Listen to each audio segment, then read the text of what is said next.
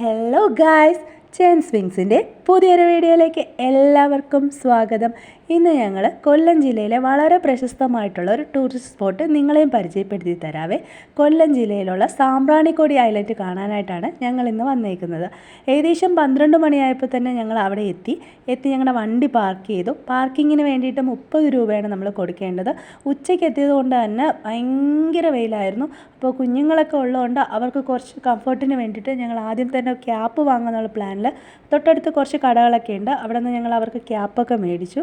Sambranikodi island എന്ന് പറയുന്നത് അഷ്ടമുടി ലേക്കിൻ്റെ മധ്യഭാഗത്തായിട്ടൊക്കെ വരുന്ന ഒരു ഐലൻഡ് പോലത്തെ സ്ഥലമാണ്. ഇവിടെ നമ്മൾ എത്താനായിട്ട് ബോട്ട് സർവീസിൽ കൂടെ മാത്രമേ പറ്റത്തുള്ളൂ. ബോട്ടിങ്ങിന് വേണ്ടിയിട്ട് നമ്മൾ 150 രൂപയാണ് ഒരാൾക്ക് പേ ചെയ്യേണ്ടത്. കുഞ്ഞുങ്ങൾക്ക് ഫ്രീ പാസ്സായിരുന്നു. ഈ ഐലൻഡിൽ എത്തിപ്പെടാനായിട്ട് ബോട്ടിംഗ് ഒരു 10 മിനിറ്റത്തെ യാത്ര അത്ര മാത്രമേ വരുന്നുള്ളൂ. ഞങ്ങൾ പോകുന്നത് ഒരു വർക്കിംഗ് ഡേയിലാണ്. അത് മാത്രമല്ല ഉച്ച സമയത്തായിട്ട് പോലും അത്യാവശ്യം നല്ല തിരക്കുണ്ടായിരുന്നു. അപ്പോൾ വീക്കെൻഡിലൊക്കെയാണ് നിങ്ങൾ സാമ്പ്രാണിക്കൊടി പോകാനായിട്ട് പ്ലാൻ ഇടുന്നതെങ്കിൽ അത്യാവശ്യം നല്ല തിരക്കുണ്ടാവും. അതൊക്കെ മനസ്സിൽ കണക്ക് കൂട്ടിക്കൊള്ളുക. നമ്മൾ ബോട്ടിങ്ങിന് വേണ്ടിയിട്ട് കൊടുക്കുന്ന 150 രൂപ ഐലൻഡിലേക്ക് എത്താനും തിരിച്ചതുപോലെ റിട്ടേണിന് വേണ്ടിയിട്ടുള്ള പൈസയാണ്.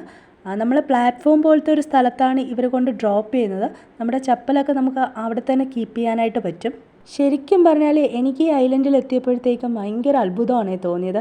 കാരണം നമ്മൾ അഷ്ടമുടി ലേക്കിൻ്റെ ഏകദേശം മധ്യഭാഗത്തായിട്ടാണ് നിൽക്കുന്നത്. എന്നാൽ പോലും നമ്മുടെ മുട്ടിന് താഴെ മാത്രമേ വെള്ളമുള്ളൂ. നമ്മളവിടെ എത്തുമ്പോഴത്തേക്കും കുറച്ച് ആൾക്കാർ വള്ളമായിട്ടൊക്കെ നമ്മളെ അപ്രോച്ച് ചെയ്യേ.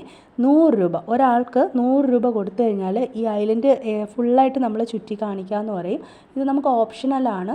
താല്പര്യം ഉണ്ടെങ്കിൽ മാത്രം പോയാൽ മതി. എന്തായാലും ഞങ്ങൾ അപ്പം വരെ പോയതല്ലേ എന്ന് കരുതിയിട്ട് ഈ വള്ളത്തിലുള്ള യാത്ര ചൂസ് ചെയ്തിട്ടുണ്ടായിരുന്നു.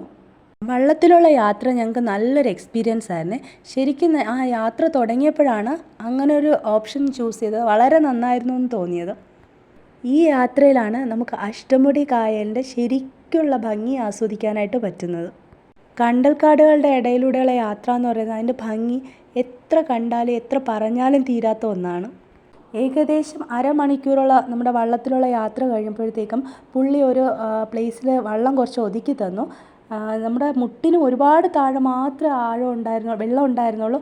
അതുകൊണ്ട് തന്നെ ഞങ്ങളുടെ കുഞ്ഞു മോന് പോലും അവിടെ നടന്നു പോകാനായിട്ട് ഭയങ്കര ഈസി ആയിരുന്നു.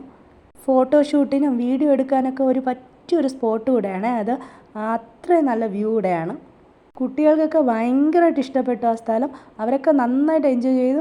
പിന്നെ മക്കളുടെ കാര്യം പറയണ്ടല്ലോ, അവർക്ക് പിന്നെ വെള്ളം കണ്ടു കഴിഞ്ഞാൽ വേറെ ഒന്നും വേണ്ട. അവരൊക്കെ വെള്ളത്തിൽ കിടന്ന് ഫുള്ള് കളിയായിരുന്നു.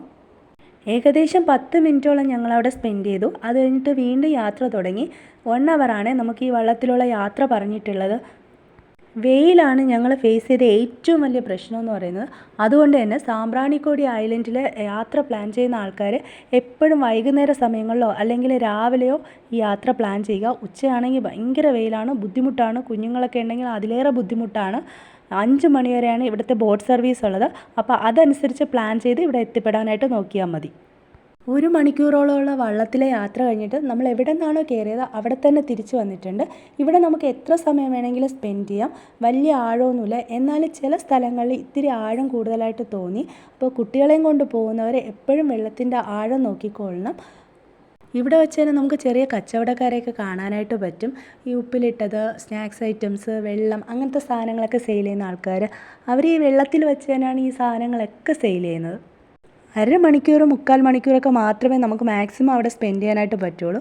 അത് കഴിയുമ്പോഴത്തേക്ക് നമ്മൾ തണുത്ത് വിറയ്ക്കാനായിട്ട് തുടങ്ങും. അങ്ങനെ ഞങ്ങൾ ഞങ്ങളുടെ യാത്രയൊക്കെ അവസാനിപ്പിച്ച് തിരിച്ച് ബോട്ടിൽ കയറി വരാനായിട്ട് ഞങ്ങളുടെ വീഡിയോ ഇഷ്ടമായെങ്കിൽ ലൈക്ക് ചെയ്യുക, ഷെയർ ചെയ്യുക, കമൻറ്റ് ചെയ്യുക, സബ്സ്ക്രൈബ് ചെയ്യുക. താങ്ക്